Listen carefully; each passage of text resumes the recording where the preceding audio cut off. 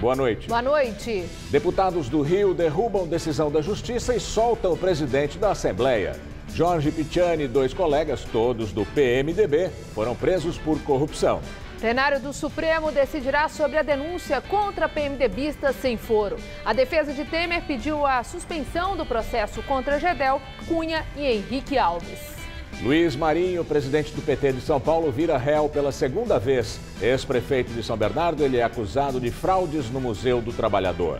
Morre na Itália Toto Riina, o ex-poderoso chefão da máfia siciliana. Ele estava em prisão perpétua por mais de 100 assassinatos, inclusive de juízes. A Conferência Mundial do Clima termina cheia de intenções e poucos resultados práticos. Ações contra o aquecimento global enfrentam resistência dos países desenvolvidos.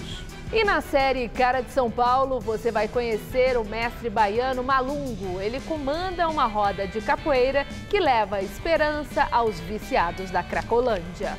O Jornal da Gazeta está no ar.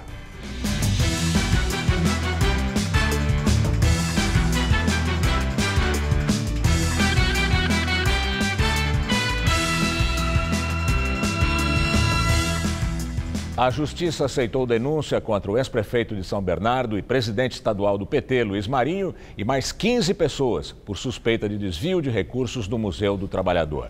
Com essa decisão, Marinho se torna réu pela 2ª vez. Material de construção abandonado, estruturas enferrujadas e muito mato alto.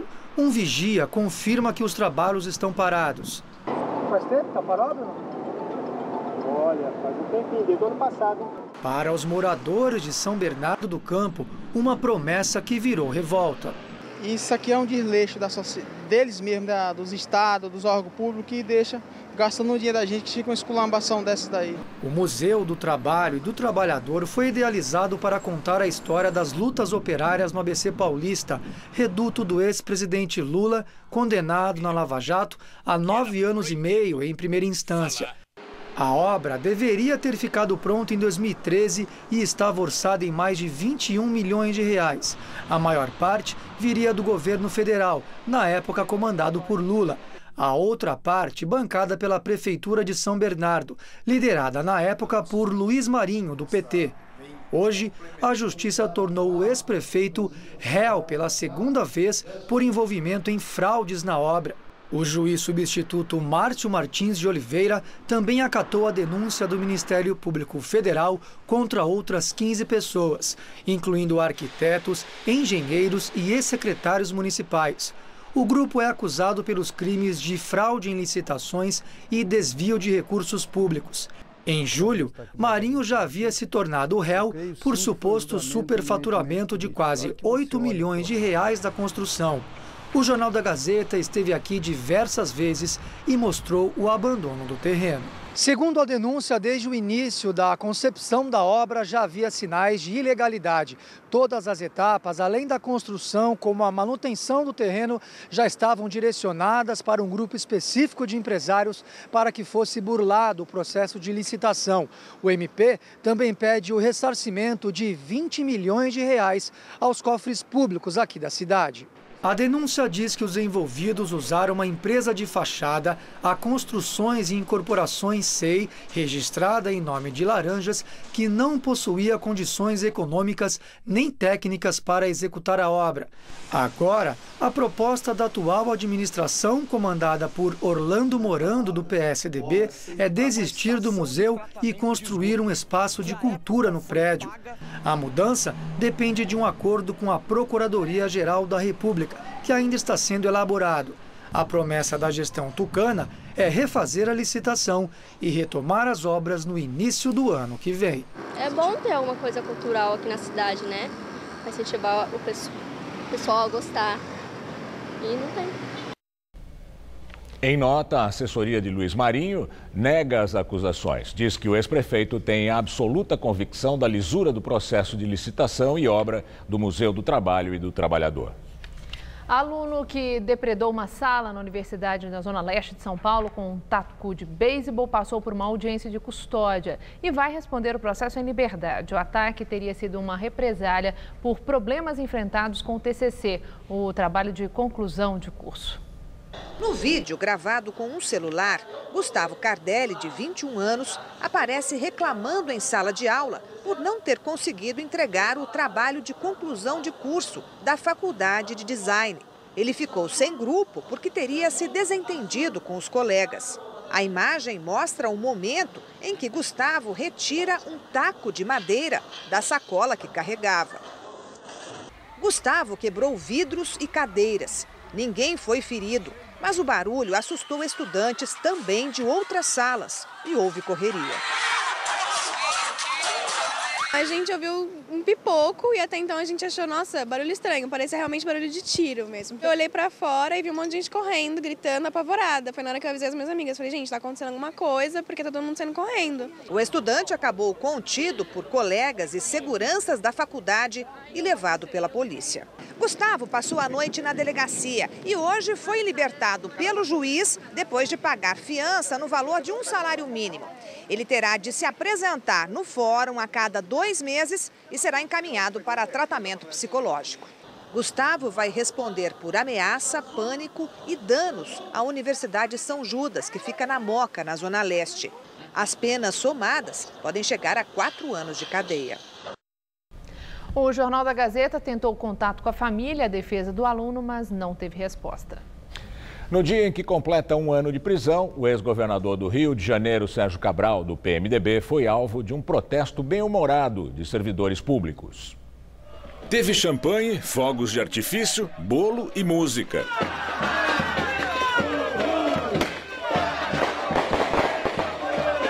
A festa completa na porta da penitenciária de Benfica, na zona norte do Rio, onde Cabral está, foi organizada por cerca de 50 pessoas ligadas a sindicatos de funcionários públicos. Elas comemoraram os primeiros 12 meses de prisão do ex-governador Sérgio Cabral. Acusado na Lava Jato de corrupção em ao menos 17 processos na Justiça Federal, Cabral foi condenado até agora em 3. As penas somam mais de 72 anos de prisão. A defesa do ex-governador nega as acusações. Deputados estaduais do Rio desafiam a justiça e decidem soltar o presidente da Alerj, Jorge Pisciani, e outros 2 parlamentares, todos do PMDB. Eles já deixaram a cadeia. Antes da votação, houve confusão do lado de fora da Assembleia Legislativa do Rio. Segundo os manifestantes, uma liminar da Justiça autorizava o acesso do público às galerias do Palácio Tiradentes. Mas com a demora da chegada da decisão, um grupo tentou entrar à força. Para conter o protesto, a polícia militar lançou bombas de gás lacrimogênio.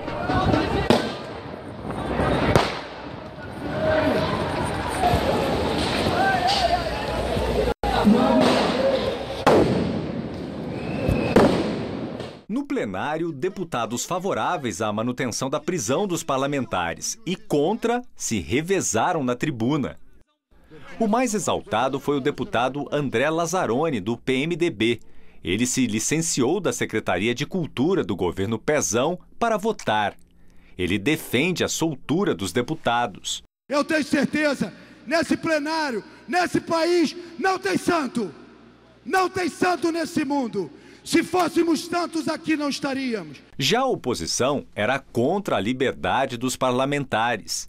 Mas o que está em jogo agora é uma denúncia das mais graves, que tem relação com o que foi feito nos últimos 10 anos no Rio de Janeiro. Que se hoje a gente tem uma crise social profunda, se tem uma crise econômica profunda, isso se dá por um modus operandi deste grupo que está ali dentro.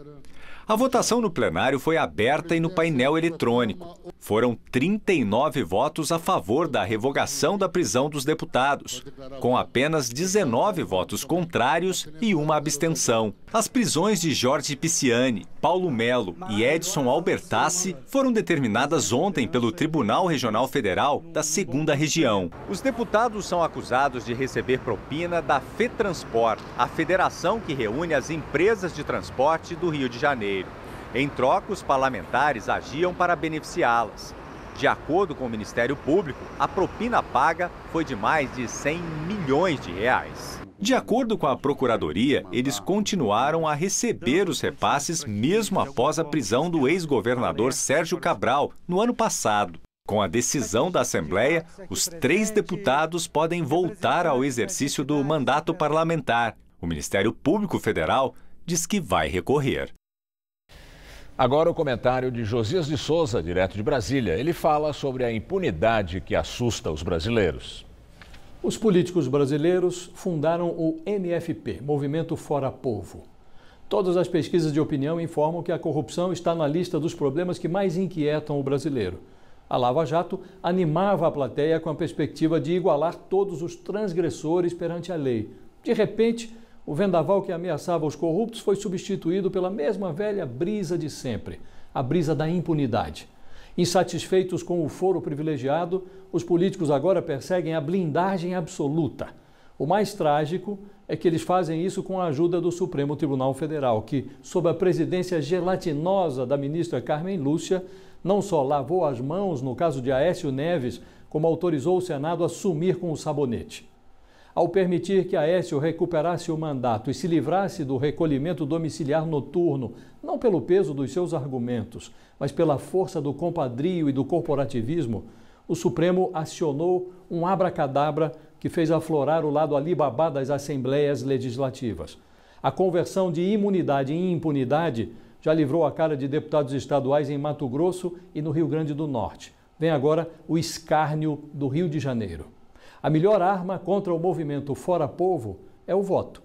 O instinto de autoproteção dos corruptos transforma as urnas de 2018 numa espécie de raticida. Boa noite. A semana vai terminando com tempo muito abafado, muita nebulosidade e chuva forte aqui em São Paulo. Boa parte da cidade entrou em estado de atenção agora à tarde para alagamentos. Vamos ver se o tempo continua instável assim no fim de semana com Mariana Armentano.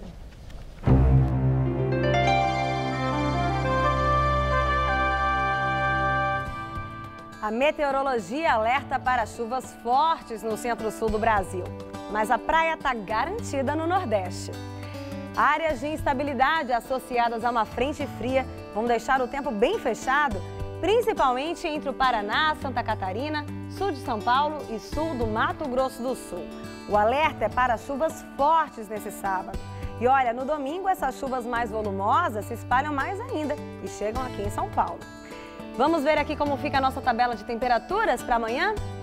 Em Salvador, máxima de 29 graus com tempo firme, sol e céu azul. Assim como em Vitória, onde os termômetros devem ficar em torno dos 33 graus amanhã à tarde. Em Floripa, o dia começa com 19 graus e a máxima não passa dos 24 por causa do tempo fechado. Na capital paranaense, tempo também fechado, com máxima na casa dos 23 graus. Para São Paulo, o final de semana vai ser de tempo bem estável, com risco de chuvas fortes. Isso porque uma nova frente fria se aproxima do estado. No centro-oeste, no sul e na Baixada Santista, o sol aparece entre muitas nuvens e ocorrem pancadas de chuva a qualquer hora do dia. Há risco de chuva forte, principalmente no oeste paulista. Aqui na capital e nas demais áreas do estado, o sol aparece pela manhã, as nuvens aumentam no decorrer do dia e ocorrem pancadas de chuva a partir da tarde. A máxima vai aos 31 graus em Ribeirão Preto, em São Carlos, em Franca e em São José do Rio Preto. Em Araraquara, máxima de 32 graus. No litoral, chega a fazer até 33 em Caraguatatuba e 34 graus em Santos, bem quente por lá. Para a região metropolitana ainda faz bastante calor amanhã, mas depois as temperaturas devem cair, viu? Nessa madrugada, mínima de 20 e máxima à tarde na casa dos 30 graus com pancadas de chuva. No domingo, o tempo vira, fica bem chuvoso e a temperatura cai para os 24 graus por aqui. E a semana começa fresquinha com chuvas a qualquer hora e máxima prevista em torno dos 23 graus na segunda-feira. E a época de chuva reforça uma preocupação que já é crônica para os paulistanos, o excesso de fios espalhados em mais de 65 mil postes.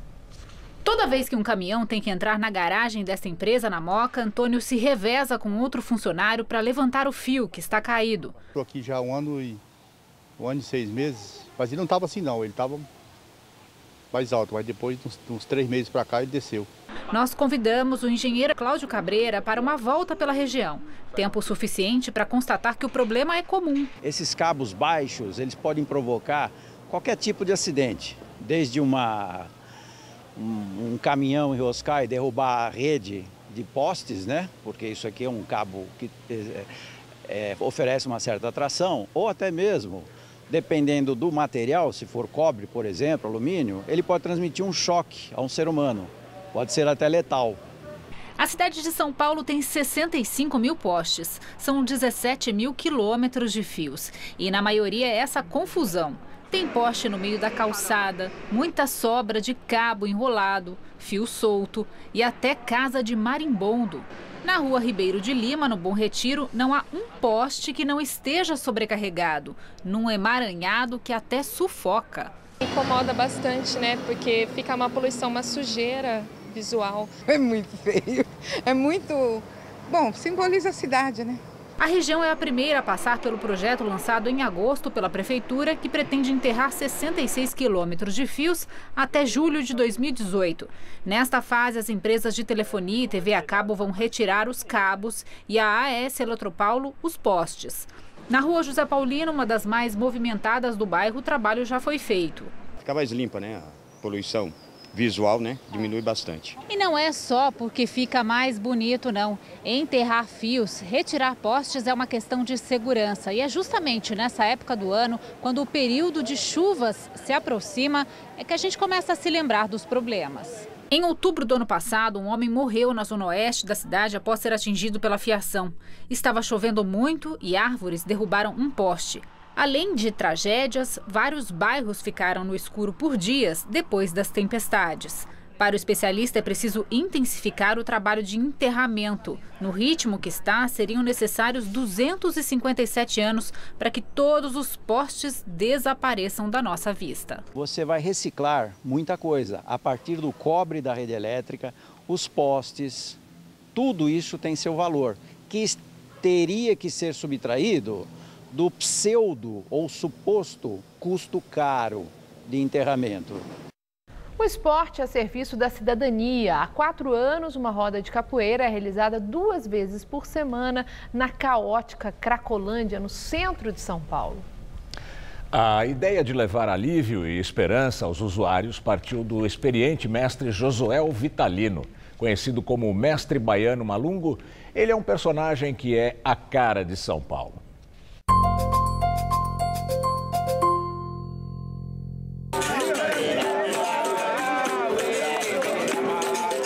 Nós fazemos capoeira, a gente percebe, porque é aquela forma de você olhar o outro nos olhos, olhar de dentro para fora, né? Então isso te aproxima muito mais. Dos amigos que começaram a fazer aulas de capoeira na Lapa, zona oeste de São Paulo, 41 anos atrás, Josuel foi o único que ficou no jogo. Naquele tempo, o mestre baiano, como hoje ele é conhecido, nem imaginava que o ritmo do berimbau seria a ferramenta para levar saúde aos lugares menos esperados. Por exemplo, para crianças com necessidades especiais ou para médicos da Prefeitura de São Paulo que, de início, até torceram o nariz, mas depois entenderam o poder terapêutico da capoeira. E um dia, depois dessa atividade com os profissionais de saúde, aí o convite foi para o mestre participar junto aqui na região conhecida como Cracolândia, no centro de São Paulo. Ele aceitou o desafio. No primeiro instante ficou bastante assustado, mas resolveu ficar aqui, insistir. Esse trabalho já dura 4 anos. Você vê nos olhos deles que muitos remetem lá atrás à sua infância, um momento que ele foi feliz, que ele foi ele realmente, né? Eles deixam os cachimbinhos deles muitas vezes fora da roda, ninguém pega porque tem esse respeito também. Além dos 41 anos de capoeira, mestre baiano é também professor de educação física e atua como terapeuta ocupacional. Pelo trabalho aqui na Cracolândia, ele é pago por uma ONG estrangeira e tem ao lado sempre um auxiliar. E os colaboradores da prefeitura apoiam a presença dos dois toda segunda e quarta-feira à tarde em frente ao espaço de acolhimento do município. Mas quem gosta mesmo são os homens e mulheres que, por um instante, deixam a droga de lado e entram no mundo do berimbau. Eu comecei a jogar capoeira com 19 anos, moça. Joguei até meus 29. E quando eu escuto o berimbau é como se fosse uma coisa que mexe comigo. E eu gosto de jogar. Só que não tenho fôlego devido a muito consumo de crack. Na roda, quando a gente tá numa roda, a gente solta tudo nervoso, estresse. Você nem lembra, pra você nem usar droga, você nem lembra. Eu jogo já há mais de 12 anos, mas eu acho que estou uns 3, 4 anos sem jogar, porque eu tava eu recaí, então, tipo assim, eu fiquei fora do esporte, né? Fiquei fora dessa cultura do esporte. Mas o mestre, ele trouxe esse esporte novo pra nós aqui, então, tipo, tô ficando um pouco velho, mas é uma coisa que resgata um pouco da gente, da saúde, da cultura. Eles têm um respeito por mim, mas ele tem um respeito bem maior pela capoeira. A gente quer tirar mais alguns, muitos daqui, como já tiramos e tal, e estamos nesse caminho.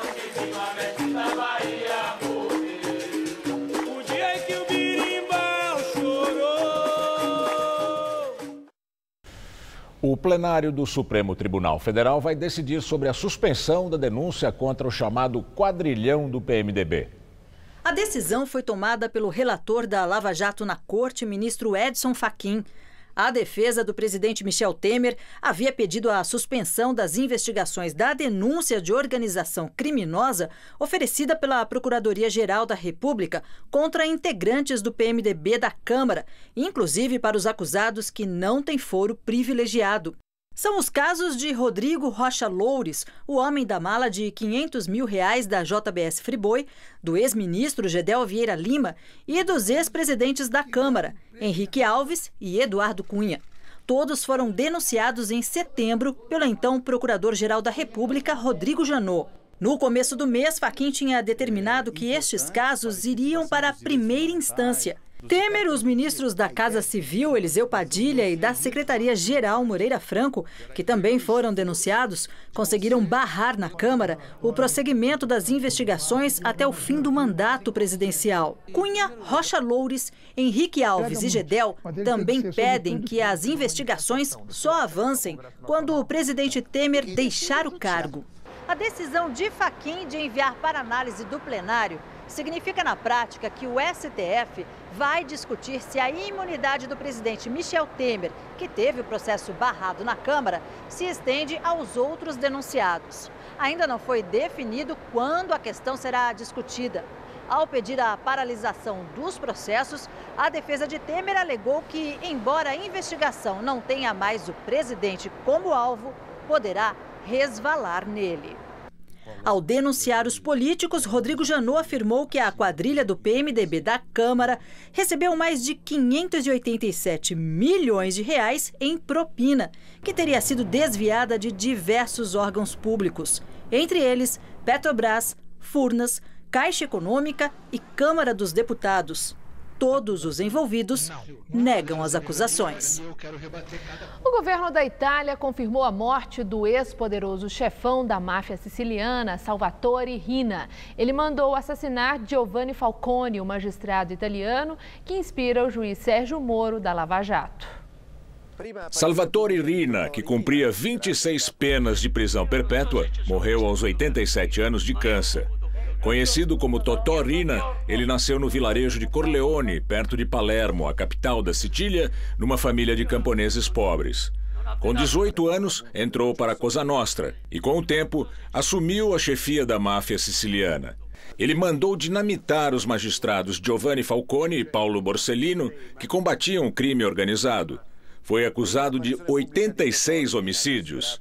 Declarou guerra contra o Estado italiano e promoveu atentados terroristas em Roma, Milão e Florença. Riina pediu a libertação em julho, alegando uma doença grave, mas o pedido foi rejeitado. Segundo a polícia, Totò Riina afirmava que nunca se arrependeu de nenhuma de suas ordens e que sabia da sua influência na história italiana, mesmo se fosse condenado a 3.000 anos de prisão. No quarto dia de audiência das testemunhas do caso FIFA em Nova York, o empresário argentino Alejandro Bursaco afirmou às autoridades americanas que a CBF aqui no Brasil passou a ter 2 donos depois da renúncia do ex-presidente da entidade, Ricardo Teixeira, em 2012.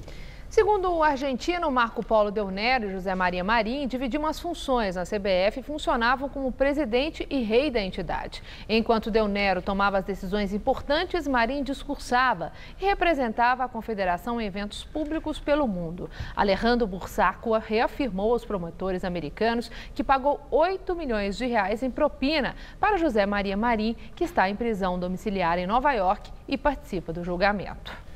Vamos agora ao comentário de política com Bob Fernandes. O empresário argentino Alejandro Buzzarco negociava direitos de transmissão. Agora, em Nova York, delata no julgamento de Marim, ex-presidente da CBF. Buzzarco delatou a Globo. Disse: a Globo pagou propina para comprar direitos de transmissão de Copas e torneios. Delatou também a Televisa, Fox, Fullplay, da Argentina, e a espanhola Media Pro, que negocia direitos no mercado europeu. Em novembro de 2015, Jamil Chad lançou o livro Política, Propina e Futebol. Jamil, correspondente do Estadão na Suíça há 18 anos. Em fevereiro de 2016, relatamos aqui, nesse espaço. A página 77 desse livro seguia invisível e ainda segue. Na página 77, a revelação de procuradores suíços. Propina foi paga pelos direitos de transmissão das Copas 2002 e 2006. Naquelas Copas, direitos comprados para o Brasil pela Globo. Agora, Buzzarco delata. A Globo teria pago propina de 15 milhões de dólares pela exclusividade dos direitos para 2026 e 2030. Licitação e resultados para 2026 e 2030 não tornados público pela FIFA, porque sequer se escolheu onde serão tais Copas. A Globo assegura: fez auditoria interna, nunca pagou propina e não é investigada no caso. O FBI não investiga empresas, investiga pessoas. Não investiga a FIFA, investiga o Blatter. Não investiga a CBF e sim Ricardo Teixeira, Delnero, Marim. O FBI está investigando ex-funcionários da Globo nesse setor. O principal deles, Marcelo Campos Pinto, ex-diretor que negociava pela emissora. Todos deixaram a Globo entre 2013 e 2016. Campos Pinto, à época da prisão de Marim pelo FBI. Ao menos quando deixou a emissora, Campos Pinto não teria assinado o termo de responsabilidade. Das emissoras do mundo, Campos era o único que se hospedava onde estavam dirigentes da FIFA, o Hotel Borolok, em Zurique. Campos Pinto era conselheiro do Comitê de Mídia da FIFA e, ao mesmo tempo, negociador dos direitos para a TV Globo. O Jornal Nacional informou não ter conseguido falar com Campos Pinto. A Globo assegura que propinas não foram pagas. Ricardo Teixeira e Delnero seguem exilados no Brasil, intocáveis. Mas tem o Nussmann. Boa noite. Vamos agora às notícias do esporte com Estela Gontijo e Celso Cardoso. Vitória garantiu a vaga ao Palmeiras na fase de grupos da próxima Libertadores da América. Já o Santos segue ameaçado ao perder a terceira seguida, né, Celso? Pois é, a situação, Estela, do Santos realmente é de desanimar o torcedor. Alguns ilustres, como a gente pode ver aqui diante dos olhos. Por sorte, mantém 5 pontos de vantagem sobre o Botafogo, sexto colocado. Flamengo e Vasco também ameaçam roubar a vaga santista. Já o Palmeiras evitou o pior ao golear o Sport. Chegou aos 60 pontos na terceira colocação e não pode mais ser alcançado pelos rivais. Veja os gols. Jogando no Allianz Parque, o Palmeiras arrasou o Sport fazendo 5 gols ontem. Daverson marcou o primeiro do time da casa, abrindo a chuva de gols. Aos 18, Luan ampliou de cabeça e de novo Daverson fez o terceiro. O Sport diminuiu com Diego Souza, mas o capitão Dudu, batendo com categoria da entrada da grande área, fez mais um para o time paulista. Para fechar a goleada, Keno deixou o dele chutando para o gol com tranquilidade na saída do goleiro. Final, Palmeiras classificado para Libertadores 5, Sport 1. Na Fonte Nova, o Santos abriu o placar contra o Bahia nessa jogada de Bruno Henrique, mas o tricolor baiano empatou com Mendonça de pênalti.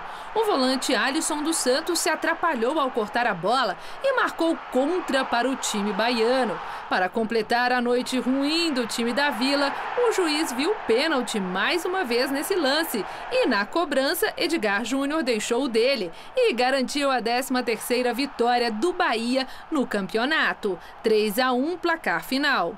Na Arena Condá, o Vitória saiu na frente da Chapecoense com David aos 19 do primeiro tempo, 1-0.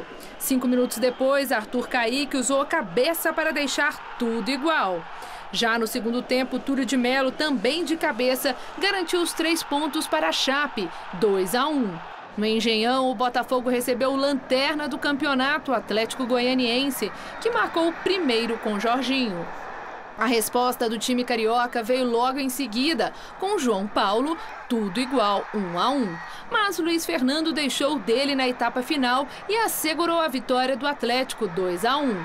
Outra equipe do Rio que vacilou na rodada foi o Flamengo, que perdeu para o Coritiba no Couto Pereira. Kleber Reis fez o gol da partida, 1-0 e fim de papo. Bom, com o campeão já definido, o Brasileirão ainda movimenta a briga por Libertadores e para fugir do rebaixamento. Entre os que sonham com Libertadores está o Flamengo, que recebe o campeão Corinthians na Ilha do Urubu, no Rio de Janeiro, domingo, 5 da tarde. O Sport enfrenta o Bahia na Ilha do Retiro, no Recife. O Vitória encara o Cruzeiro no Barradão, em Belo Horizonte. E o Atlético Goianiense recebe a Chapecoense no Serra Dourada, em Goiânia. Às 7 da noite tem Santos e Grêmio na Vila Belmiro. Atlético Mineiro e Curitiba na Arena Independência, em Belo Horizonte, e Atlético Paranaense e Vasco na Arena da Baixada, em Curitiba. Na segunda-feira, o Fluminense enfrenta a Ponte Preta às 5 da tarde no Maracanã. E às 8 horas, o Avaí encara o Palmeiras em Florianópolis. E o São Paulo, Celso, consegue uma vaga na Libertadores, será? Tá difícil a coisa. O tricolor precisa vencer o Botafogo no Pacaembu para se afastar primeiro, definitivamente, da zona do rebaixamento. O São Paulo está em regime total de concentração para o jogo de domingo, às 5 da tarde no Pacaembu pelo Campeonato Brasileiro, diante do Botafogo. Tanto que eu falo aqui do lado de fora do CT da Barra Funda, atividade de hoje totalmente fechada à imprensa, não temos imagens, muito menos entrevistas com o treinador ou jogadores. O São Paulo teve sua sequência de invencibilidade na competição quebrada na rodada passada, perdeu em Porto Alegre para o Grêmio, vinha de 5 jogos sem derrota, com 3 vitórias e 2 empates. Estacionou nos 45 pontos e está à caça da meta estipulada pelo Departamento de Futebol, que é alcançar o quanto antes os 47. Se ganhar do Botafogo no final de semana, pula para 48 e elimina o risco de rebaixamento para a segunda divisão. O professor Dorival Júnior tem desfalques importantes e retornos também importantes. Hernanes não joga, está suspenso, assim como o zagueiro Arboleda. Em compensação, voltam o Militão para a lateral direita, provavelmente será escalado para compor a linha defensiva do tricolor pelo lado direito, ele que cumpriu a automática, e o Cueva, que retorna da seleção peruana, conseguiu a classificação para a Copa do Mundo, vem motivado e reforça o tricolor para esse jogo de domingo contra o Botafogo no Pacaembu, com casa cheia mais uma vez. Após a goleada de ontem, o Palmeiras voltou aos treinos já na manhã de hoje. E a gente vai dar uma olhada agora como foi a movimentação no centro de treinamento do Palmeiras. Depois da goleada sobre o Sport, que colocou o Palmeiras na 3ª colocação do Campeonato Brasileiro, os jogadores se reapresentaram na manhã desta sexta-feira e com novidades. No gramado, as presenças do zagueiro Mina e do atacante Borja, jogadores que estavam servindo a seleção colombiana, que venceu a China em amistoso internacional por 4-0.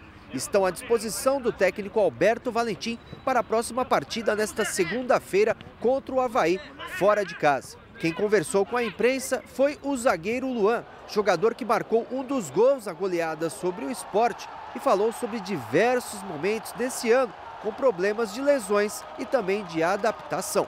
Meu início foi muito bom. Fiz jogos muito bons, jogos consistentes e depois deu uma oscilada, juntamente com a equipe também. A gente não conseguiu resultados e a gente sabe a forma como o torcedor age, o torcedor é totalmente paixão. E estava com muita vontade de dar a volta por cima, esperando as minhas oportunidades, respeitando meus companheiros. Erros acontecem, entendeu? A gente não é máquina, nós somos seres humanos, mas nós nunca erramos querendo errar. A gente erra procurando o acerto. O zagueiro também comentou o time que foi montado para ser campeão brasileiro, mas agora tem um objetivo de chegar à 2ª colocação do Campeonato Brasileiro.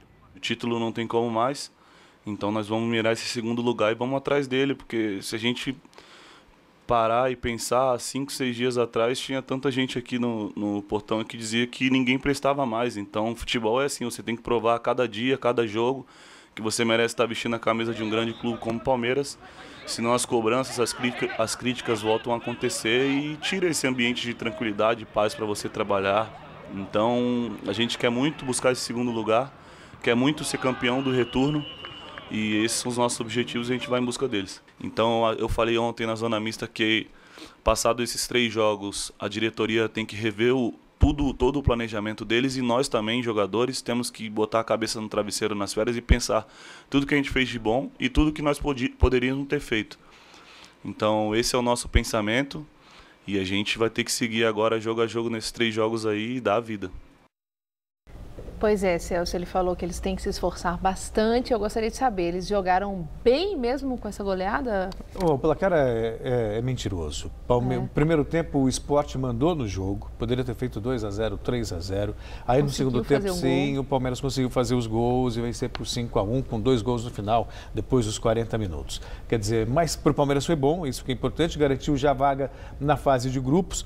Apesar do Santos estar capenga, perdeu as últimas 3 partidas, nos últimos 3 jogos. Ainda ameaça. É muito difícil de ser alcançado por Flamengo e Botafogo. Então me parece claro que Palmeiras, Grêmio e Santos vão estar na fase de grupos.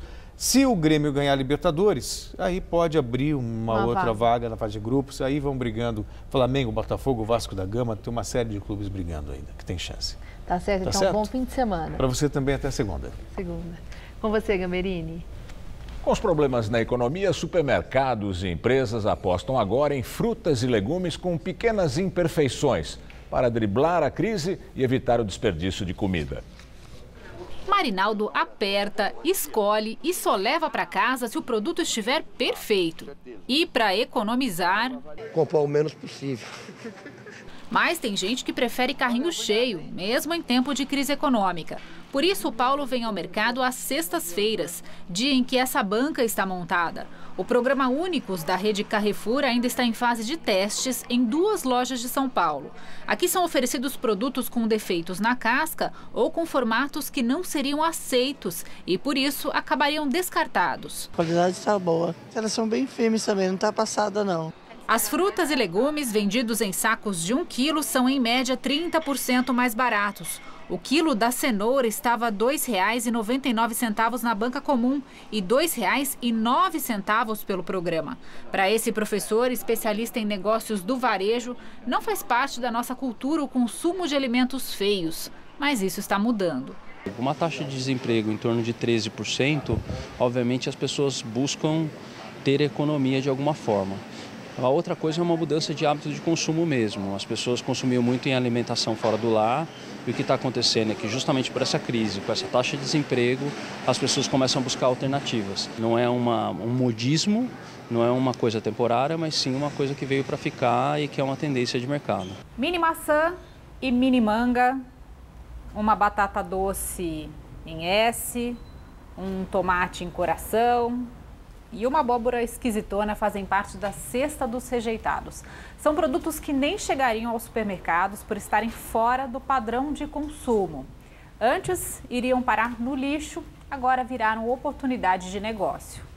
Criada em 2015, a empresa Fruta Imperfeita compra de pequenos produtores aquilo que não tem saída no mercado e oferece uma assinatura de produtos sortidos.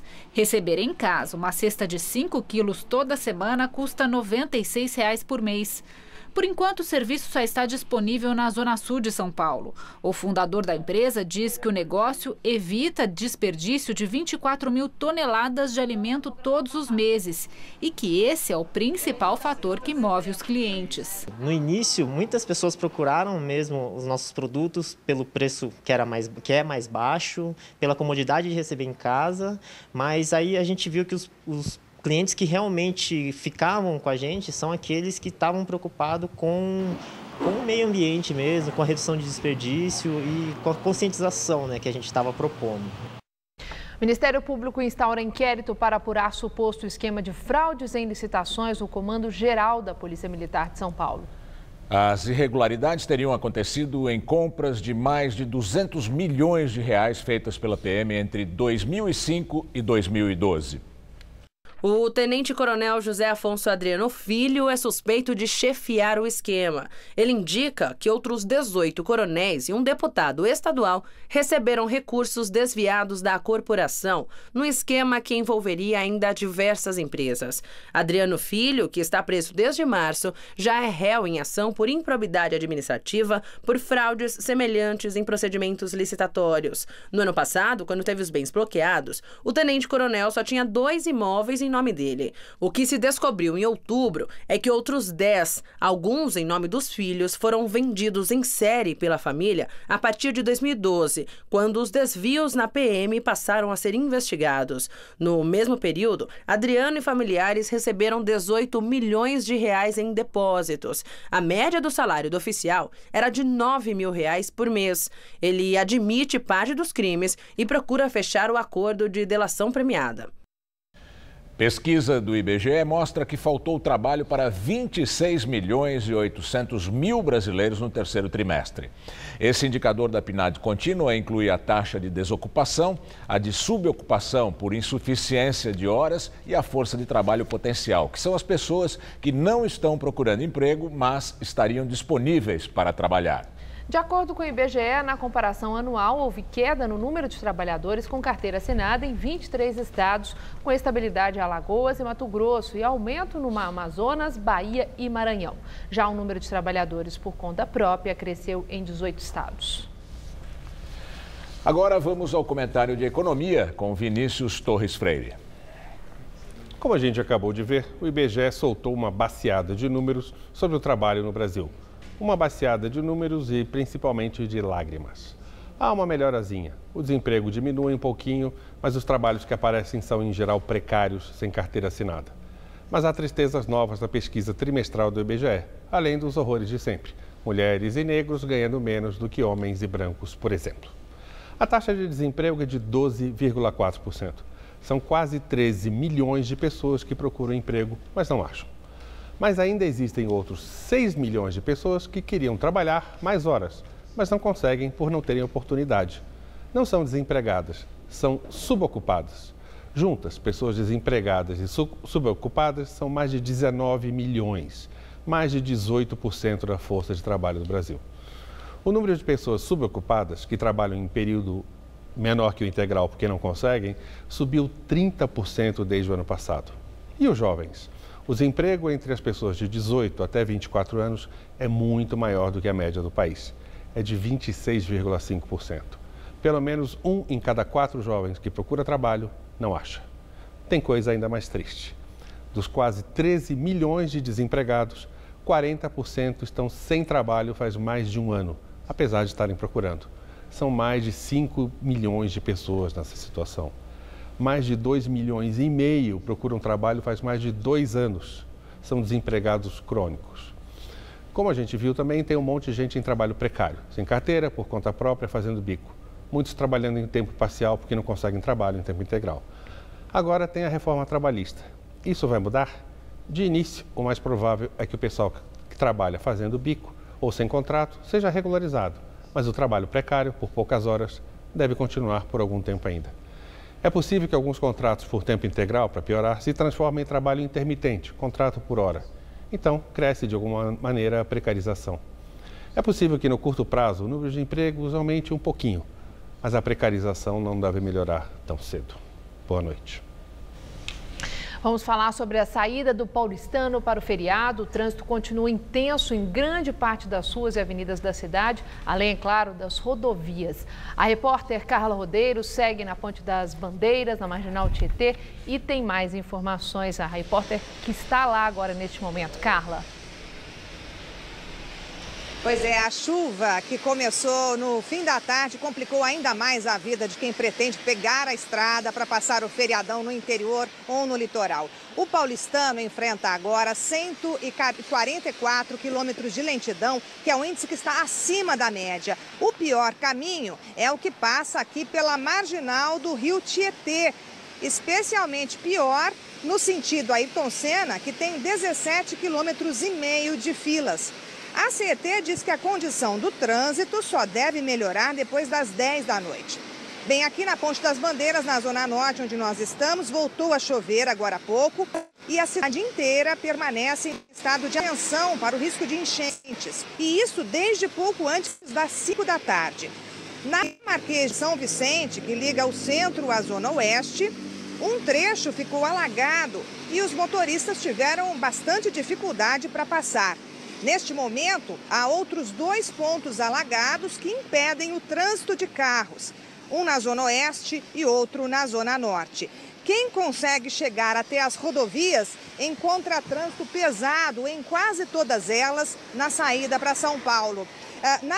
Na rodovia Ayrton Senna, a situação é mais difícil porque uma faixa, a faixa da direita, está interditada por um engavetamento envolvendo 4 carros. Na rodovia dos Imigrantes, há neste momento 5 quilômetros de lentidão na região da Serra e mais 1 quilômetro de filas na chegada ao litoral. É com vocês no estúdio. Você vai ver a seguir. Termina a Conferência Mundial do Clima na Alemanha. Propostas para combater o aquecimento global sofreram resistência dos países mais ricos. Senhores, terminamos. Ai, amor, eu quero mais uma sessão. Eu também. Mas a gente tem que ver esse limite no cartão. É verdade. Vou lá fora ver isso. Ih, tá se complicando, fera. Faz no app. Epa! No app Bradesco, você consulta o limite do cartão sem gastar seu 3G. Na orelhinha, na orelhinha. Epa! Epa não, app. Bradesco, pra frente. Existe uma fonte de energia? Está em toda parte. Ela é abundante e brasileira. Essa fonte de energia sou eu. Movidos pela curiosidade e pelo conhecimento, a gente vai longe. Vamos inventar? Uma jornada pelo conhecimento. Petrobras.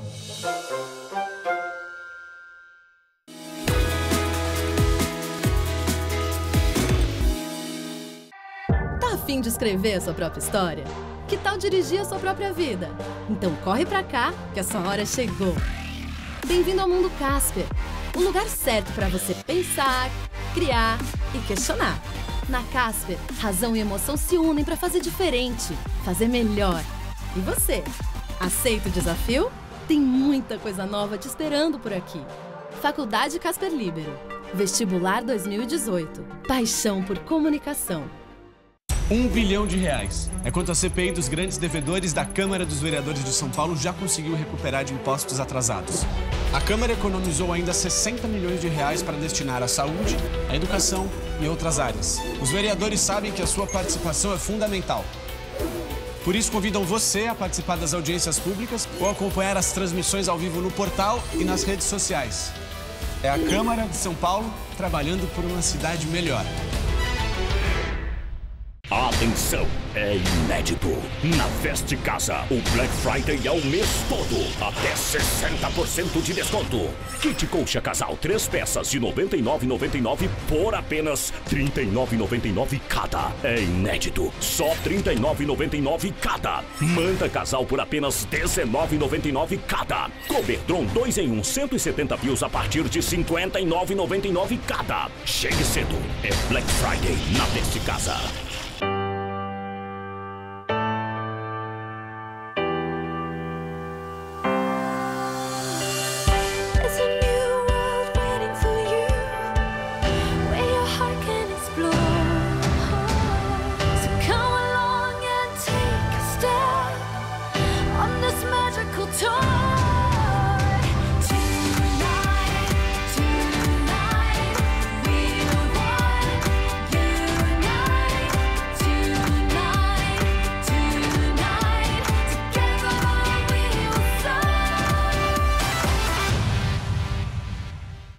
Troféu Mesa Redonda. Oferecimento LuxColor.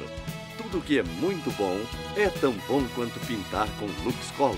Valtec, a manta líquida que impermeabiliza e colore o Brasil.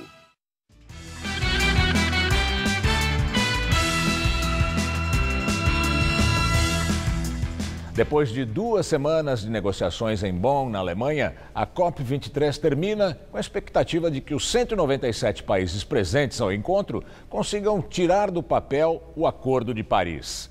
Professores e alunos da Faculdade Casper Libero acompanharam todo o evento. Em 2015, os mesmos países haviam prometido limitar o aumento da temperatura do planeta em 2 graus Celsius. É uma corrida contra o tempo para tentar deter o aquecimento global. O governo brasileiro foi criticado por representantes da sociedade civil que participaram desta conferência em Bonn.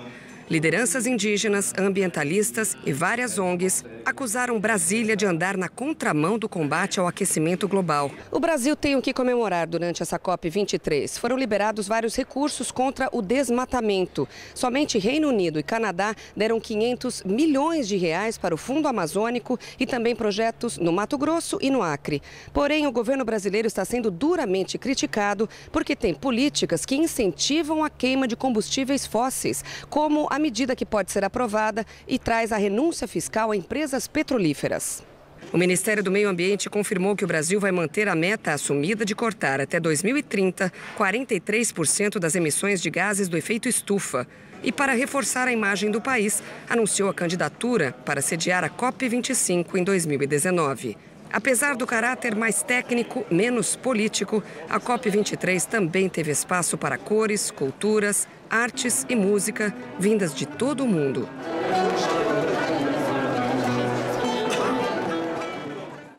Antônio Ledesma, um dos líderes da oposição ao governo de Nicolás Maduro, fugiu da Venezuela para a Colômbia durante a madrugada. Ledesma estava em prisão domiciliar há 2 anos, acusado de conspiração e formação de quadrilha pela Procuradoria venezuelana. Ele nega as acusações. Jornais venezuelanos informam que Ledesma deve pedir asilo a algum país europeu. O ditador do Zimbábue, Robert Mugabe, apareceu em público pela primeira vez desde a ação militar que o afastou do poder. Mugabe participou de uma cerimônia numa universidade. Ontem, um dia depois dos militares colocarem Mugabe e a família em prisão domiciliar, o ditador se reuniu com o chefe do Estado-Maior, general Constantino Chiwenga, e se negou a renunciar. Segundo as agências de notícias, as lideranças do partido de Mugabe estão planejando tirá-lo do cargo à força, caso o líder resista à pressão do exército. Se o ditador não deixar o cargo até domingo, ele será afastado com um impeachment. No comando do Zimbábue, a antiga Rodésia, há quase 40 anos, Mugabe anunciou que não vai sair do cargo antes do fim do seu mandato em 2018. O Jornal da Gazeta termina aqui. A edição de hoje pode ser vista no site do Jornal da Gazeta. Mais notícias em nossa edição das 10. Uma excelente noite para você. Boa noite, bom fim de semana e até segunda.